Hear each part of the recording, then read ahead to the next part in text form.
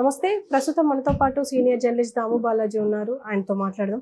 నమస్తే సార్. నమస్తే సార్, ఓటర్ల పైన ఒక ఎమ్మెల్యే దాడి చేశారు అని చెప్పేసి ఒక వార్త వచ్చింది. అంటే ఈ వార్తను ఎలా చూడొచ్చు అంటారు? ఓటర్ల పైన ఒక ఎమ్మెల్యే దాడి. యాక్చువల్గా అది వీడియో చూశాను నేను. ఆ వీడియో లాంగ్లో కొద్దిగా దూరం నుంచి ఉంది. అంతకుముందు ఏం జరిగింది అనేది మనకు తెలియదు. ఆ వీడియోలో కూడా ఇప్పుడు వీడియోలో కనిపించేది మాత్రమే తెలిసింది, కానీ వినిపించలేదు. ఆడ మాటలు వినిపించలేదు. మామూలుగా చెబుతున్నది ఏంటంటే, Annabathuni Sivakumar Tenali MLA, sitting MLA YCP తరఫున అక్కడ ఐతే నగర్ అని ఉంది. ఐతా నగర్, ఆ నగర్ దీంట్లో బూత్లు ఆల్రెడీ క్యూలో ఉన్నారు. ఇతనేమో ఇలా తన అంచెలతో ఇట్లా వెళ్తున్నాడు. ఇక్కడ క్యూలో నిల్చుంటే ఇతను ఇట్లా వెళ్తుంటే ఒక ఓటరు, అతను మరి తెలుగుదేశం ఓటరే అయి ఉండాలి. ఎందుకని తెలుగుదేశం కావచ్చు, లేదా జనసేన కావచ్చు, కూటమి ఓటర్ అయ్యి ఉండే ఛాన్స్ ఎక్కువ ఉంది. లేదా నార్మల్గా కూడా ఎవరన్నా క్యూలో, ఇప్పుడు ఆ ప్లేస్లో ఎవరున్నా మనకు కాలుతుంది కదా, క్యూలో రాకుండా నువ్వు బయట ఎందుకు వస్తున్నావు అని. సో అలాగా అడిగి ఉండే ఛాన్స్ ఉంది. సో అతను ఏదో మొత్తానికి ఇతను కొంత బలంగానే ఉన్నాడు మనిషి. అతని మీదకి వెళ్ళినట్టుగానే దగ్గరికి వెళ్ళి ఆపుతున్నాడు. మరి ఏం మాట అన్నాడో తెలీదు. ఏమన్నా అంటే అతను కోపం వచ్చిందా, లేకపోతే ఆపడం వల్లే కోపం వచ్చిందా తెలీదు. ఏదేమైనా శివకుమార్ వచ్చి ఈ ఓటర్ని చంప మీద కొట్టాడు. కొట్టగానే ఇమ్మీడియట్ ఇతను కూడా కొట్టాడు. సో కొట్టగానే వీళ్ళ అనుచరులు అక్కడ 3-4 ఉన్నారు. వాళ్ళు వచ్చి అతన్ని బాగా వెనక నుంచి బాగా గుద్ది నెట్టారు. అక్కడ వరకు కట్ అయిపోయింది వీడియో. తర్వాత లేదు, అంతకుముందు కూడా లేదు. అంటే దీన్ని మనం అంటే ఇతను ఏమన్నా ప్రొవోకేటివ్గా మాట్లాడా లేదా తెలియదు. ఏదేమైనా ప్రొవోకేటివ్గా మాట్లాడున్నా లేకపోతే ఏం చేసినా ఎమ్మెల్యే, సిట్టింగ్ ఎమ్మెల్యేగా ఉండి కొట్టడం మాత్రం ఖచ్చితంగా అది ఖండించాల్సిన విషయం. ఎందుకంటే ఓటర్ ఏదైనా అనున్నా కూడా అతను సమయం పాటించి ఉండాలి. అది చేయలేదు. రెండోది, అతను ఓటు వేయడానికి వెళ్తున్నాడా లేకపోతే పర్యవేక్షణ కోసం చూడడానికి వెళ్తున్నాడా ఆ వివరాలు కూడా తెలియదు. సో అది ఉన్నప్పుడు ఒకవేళ ఉంటే నేను ఇట్లా ఓటు వేయడానికి రాలేదు, పర్యవేక్షణ కోసం వచ్చానన్నా చెప్పాలి. ఒకవేళ ఓటు వేయడానికి వస్తే క్యూలో ఖచ్చితంగా నిలబడాలి. సో మనం ఇక్కడ చూసాం కదా, మార్నింగ్ అంతా చిరంజీవి దగ్గర నుంచి జూనియర్ ఎన్టీఆర్ అందరూ కూడా క్యూలో నిలబడి ఓట్లు వేశారు. సో అలాగే క్యూలో నిలబడి ఓట్లు వేయడం వల్ల ఆయనకేమి నష్టమేం కూడా ఏం లేదు. ఇంకా మంచి అభిప్రాయం కూడా జనంలోకి వచ్చేది. మరి అతను ఎందుకు అలా చేశాడు అనేదానికి అతని వైపు ఎక్స్ప్లెనేషన్ అయితే మనకు తెలియదు.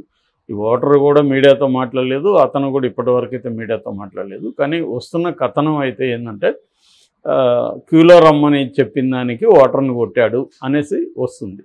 మరి క్యూలో రమ్మని చెప్పిన దానికి కొట్టాడా, ఇతను ఏమన్నా ప్రొవోకేటివ్గా మాట్లాడా, ఏదేమైనా మాట్లాడున్నా కూడా ఫస్ట్ చెయ్యి అయితే తనే వేశాడు.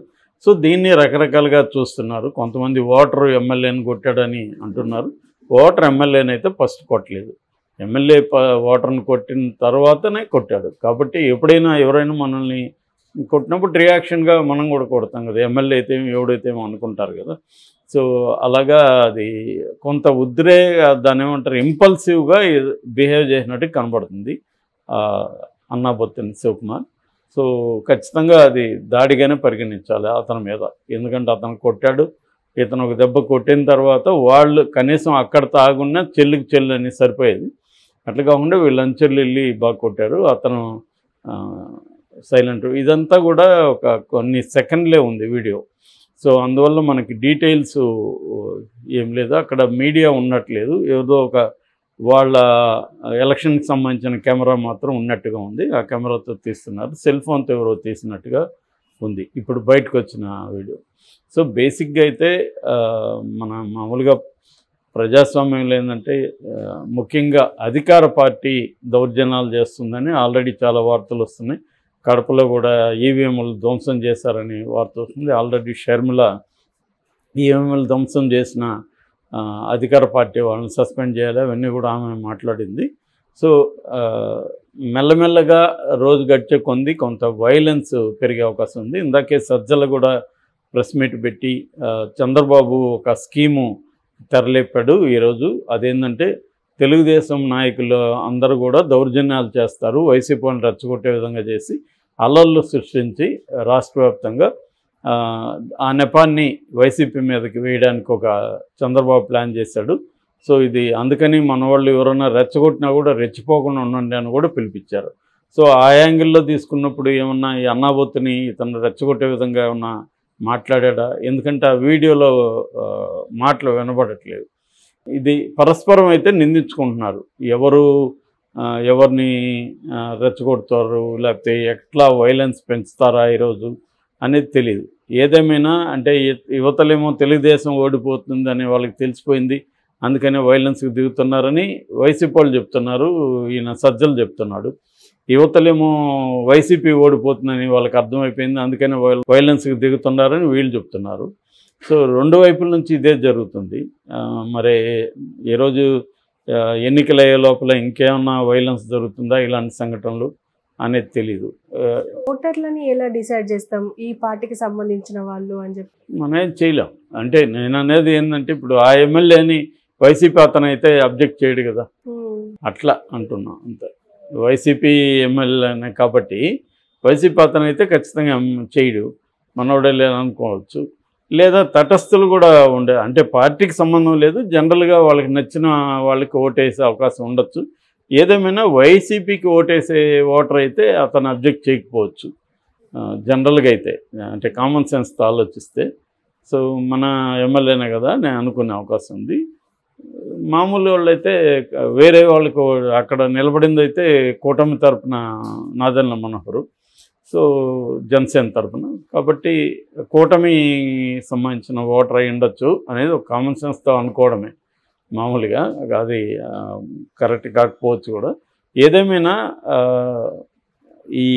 ఈరోజు సజ్జల చెప్పిన దాన్ని బట్టి మరి సజ్జల ఎందుకు అలా వచ్చి చెప్పాడు అంటే వీళ్ళేమన్నా వైసీపీ వాళ్ళే ఈ గొడవ చేయబోతున్నారా, దాన్ని ముందుగానే చంద్రబాబు చేయబోతున్నాడని చెప్తున్నారా, లేకపోతే నిజంగానే తెలుగుదేశం వాళ్ళు ఏమన్నా వైలెన్స్కి రెడీ అవుతున్నారా, ఇవన్నీ తెలియదు. కానీ మొత్తంగా అయితే ఇరు వర్గాల ఇది చూస్తూ ఉంటే కొంత వైలెన్స్ అయ్యే అవకాశం ఉంది. ఎందుకంటే ఈసారి హోరాహోరీ ఉంది అనేది మనం అనుకున్నాం కాబట్టి ప్రతి ఓటు కూడా మ్యాటరే. కాబట్టి ఎక్కడైనా ఆల్రెడీ తెలుగుదేశం ఓట్లు ఉన్న చోట వైసీపీ వాళ్ళు ఇళ్ళ నుంచి రావద్దు చంపేస్తామని అన్నారని ఒక న్యూస్ వచ్చింది. సో ఇది వైస్ వెర్సా జరుగుతూ ఉన్నాయన్నమాట. సో ఆ హోల్ దీంట్లో చూసుకొని చూడాలి. ఈ పర్టికులర్ ఇన్సిడెంట్లో మాత్రం మనకు ఎక్కువ ఇన్ఫర్మేషన్ లేదు. ఆ వీడియో ఉంది, వార్త అలా వచ్చింది. ఈ వార్తలు కూడా నేను 4-5 రకాలుగా చూసినప్పుడు 4-5 రకాల వ్యాఖ్యానాలు కనిపిస్తున్నాయి. ఓటర్ మీద ఎమ్మెల్యే దాడి అని ఒకటి వస్తుంటే ఎమ్మెల్యేని చంపదెబ్బ కొట్టిన ఓటరు అని కూడా వస్తుంది. నిజానికి అది రాంగు. ఖచ్చితంగా ఎమ్మెల్యేనే అతని ఓటర్ మీద దాడి చేశాడు, ఎందుకంటే ఫస్ట్ కొట్టింది అతనే కదా, ఆ వీడియోలో ఉన్నది. అంతకుముందే గొడవ జరిగిండే దానికి కూడా ఆస్కారం లేదు, ఎందుకంటే అదేదో ప్లాన్డ్గా లేదు కాబట్టి వీడియో కూడా ఎవరు తీరు కదా. మామూలుగా ఏదో అతను వెళ్తున్నప్పుడు ఏదో తీసినట్టున్నారు ఎమ్మెల్యే వస్తున్నాడని. కాబట్టి సడన్గా అయితే జరిగింది ఇది.